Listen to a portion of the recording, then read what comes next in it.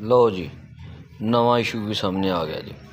ਇਹ ਜ਼ਫਰਵਾਲ ਦੇ ਵਿੱਚ ਬਿਊਟੀਫਿਕੇਸ਼ਨ ਦਾ ਕੰਮ ਜਾਰੀ ਹੈ ਅਤੇ ਤੁਸੀਂ ਇਹ ਵੇਖ ਸਕਦੇ ਹੋ ਕਿ ਰੋਡ ਦੇ ਉੱਤੇ ਜੋ ਕਾਰਪੇਟ ਰੋਡ ਆ ਉਹਦੇ ਉੱਤੇ ਤਕਰੀਬਨ ਜਿਹੜਾ ਰੋਡ ਬਣਿਆ ਦਾ ਉਹਦੇ 'ਚ ਉੱਤੇ 8-7 ਫੁੱਟ 10 ਫੁੱਟ ਤੱਕ ਜਿਹੜੀ ਗੰਦਗੀ, ਰੇਤ, ਕਚਰਾ ਬਿਊਟੀਫਿਕੇਸ਼ਨ ਦੇ ਹਵਾਲੇ ਨਾਲ ਜਿਹੜਾ ਕਚਰਾ ਸਮਾਨ ਪਿਆ ਦਾ ਅਤੇ ਔਰ ਕੋਈ ਹਾਦਸਾ ਹੋ ਸਕਦਾ ਹੈ। ਗੱਡੀਆਂ ਤੁਸੀਂ ਵੇਖਿਆ ਹੋਣੀ, ਮੋਟਰਸਾਈਕਲ ਗੁਜ਼ਰ ਕੇ ਗਈ ਹੈ ਇਹਦੇ ਉੱਤੋਂ ਦੀ, ਯਾਨੀ ਇਸ ਦੇ ਉੱਪਰ 'ਚੋਂ ਦੀ ਗੁਜ਼ਰ ਕੇ ਗਈ ਹੈ।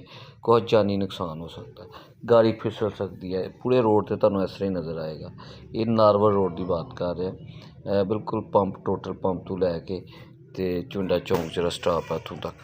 ਅਤੇ ਇਹ ਰੋਡ ਦੇ ਉੱਤੇ ਬਿਲਕੁਲ ਰੋਡ 'ਤੇ ਤੁਹਾਨੂੰ ਸਾਰਾ ਕਚਰਾ ਮਿਲੇਗਾ ਮੁਕੰਮਲ।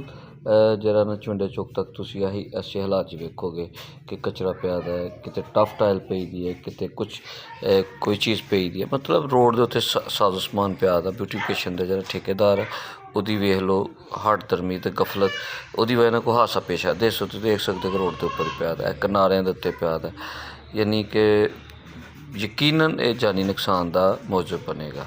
ਅਤੇ ਲਿਹਾਜ਼ਾ ਖੁਦਾ ਦਾ ਖੌਫ ਖਾਓ, ਤਰਸ ਖਾਓ ਅਵਾਮ 'ਤੇ। ਇਹ ਮਿੱਟੀ ਨੂੰ, ਇਸ ਚੀਜ਼ ਨੂੰ, ਇਸ ਸਾਰੀ ਚੀਜ਼ ਨੂੰ ਸਾਈਡ 'ਤੇ ਕਰੋ, ਕੋਈ ਜਾਨੀ ਨੁਕਸਾਨ ਨਾ ਹੋ ਜਾਏ।